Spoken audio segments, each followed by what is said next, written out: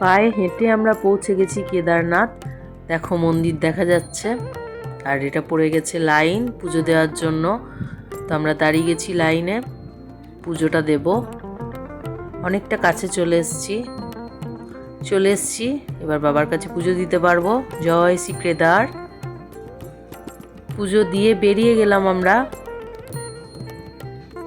এখন একটু ফটোশ্যুট হচ্ছে, সাথে তোমাদের কেদারনাথ দর্শন করাচ্ছি। জয় বাবা কেদারনাথ। বাবা কেদারনাথকে দর্শন করে ধন্য মনে করছি নিজেকে।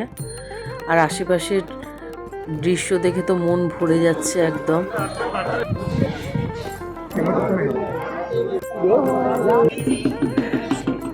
ভীমশিলা, ভোলেনাথের স্নান জল। আমার পুটকুটিমা হেঁটে চলে এসছে, আবার এখন আমরা হেঁটে নামবো।